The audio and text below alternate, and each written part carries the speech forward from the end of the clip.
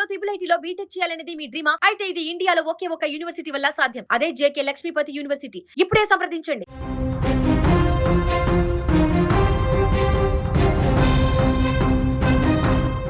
ఆకాశానికి చిల్లు పడిందా అన్నట్లుగా భాగ్యనగరం పైన ఒక్కసారిగా వాన దంచుకొట్టింది. ఊహించని విధంగా విరుచుకుపడినటువంటి వాన బీభత్సానికి హైదరాబాద్ నగరం ఒక్కసారిగా తడిసి ముద్దయింది.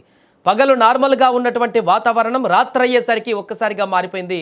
ఉరుములు మెరుపులతో కూడిన భారీ వర్షం నగరాన్ని ముంచెత్తింది. అరగంటలోనే రోడ్లన్నీ చెరువులను తలపించాయి. ఆఫీసుల నుంచి ఇళ్లకు వెళ్ళేటువంటి జనం నరకం చూశారు. కొన్ని గంటల పాటు ట్రాఫిక్ ఎక్కడికక్కడ నిలిచిపోయింది. వాహనదారులు రోడ్లపైనే ఉండిపోవాల్సిన పరిస్థితి వచ్చింది. రాత్రి కురిసిన ఈ అకాల వర్షం హైదరాబాద్ జనానికి నిద్ర లేకుండా చేసింది. నగరంలోని ప్రధాన కూడళ్లన్నీ వరద నీటితో నిండిపోయాయి. మాధాపూర్, గచ్చిబౌలి, జూబ్లీహిల్స్ లాంటి ఐటీ కారిడార్ ఏరియాలలో భారీ ట్రాఫిక్ జామ్ అయింది. సాఫ్ట్వేర్ ఉద్యోగులు, సాధారణ ఉద్యోగులు ఆఫీసుల నుంచి బయటకు రాలేక లోపలే ఉండిపోయారు. రోడ్లపైకి వచ్చిన వారు నీటిలోనే గంటల తరబడి చిక్కుకుపోయారు. ద్విచక్ర వాహనాలు వరద ఉధృతికి కొట్టుకుపోయే పరిస్థితి కనిపించింది కొన్ని ప్రాంతాలలో.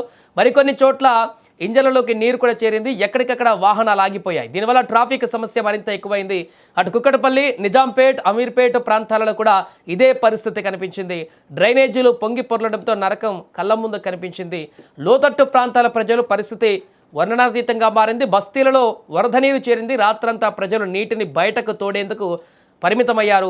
విద్యుత్ శాఖ అధికారులు ముందు జాగ్రత్తగా చాలా చోట్ల పవర్ కట్ చేశారు. కరెంటు లేకపోవడం, చీకటి పడడంతో జనం తీవ్ర ఇబ్బందులు పడ్డారు. ఇక జిహెచ్ఎంసీ డిజాస్టర్ మేనేజ్మెంట్ బృందాలు వెంటనే రంగంలోకి దిగాయి. రోడ్లపైన నిలిచిన నీటిని తొలగించేందుకు రాత్రంతా సిబ్బంది శ్రమించారు. మ్యాన్ హోల్స్ దగ్గర ప్రమాదాలు జరగకుండా జాగ్రత్తలు తీసుకున్నారు. ఎక్కడ చూసినా కూడా నీటి పారుతుండడం కనిపించడంతో నగరం ఒకసారిగా కొన్ని ప్రాంతాలలో నదిలాగా తలపించింది. వాతావరణ శాఖ అధికారులు నగరానికి మరికొన్ని రోజుల వర్ష సూచన ఉందని తెలిపారు. నైరుతి రుతుపవనాల ప్రభావంతో పాటు ఉపరితల ఆవర్తనం వల్ల ఈ వర్షాలు కురుస్తున్నాయని వెల్లడించారు. ప్రజలు అప్రమత్తంగా ఉండాలని సూచించారు. చెట్ల కింద, పాత గోడల పక్కన నిలబడవద్దని హెచ్చరించారు. అత్యవసరమైతే తప్ప ఇళ్ల నుంచి బయటకు రాకూడదని స్పష్టం చేశారు. మున్సిపల్ అధికారులు కంట్రోల్ రూమ్లను ఏర్పాటు చేసి పరిస్థితిని గమనిస్తున్నారు. భాగ్యనగర ప్రజలు రాబోయే వారం రోజులలో కూడా జాగ్రత్తగా ఉండాల్సిన అవసరం ఉందని చెప్పారు. ఏదేమైనా కూడా నిన్న రాత్రి అనూహ్యంగా వచ్చినటువంటి వర్షం అయితే ఒక్కసారిగా నగరవాసులను అతలాకుతలం చేసింది. పగలంతా భారీ ఎండ కొట్టి రాత్రి వచ్చినటువంటి అకాల వర్షంతో ప్రజలందరూ కూడా కొంత వాతావరణం చల్లబడడంతో రిలాక్స్ అయ్యారు. కానీ మరలా ఈరోజు ఉదయానికి అదే రకమైనటువంటి ఎండ ప్రభావం అయితే కొనసాగుతుంది.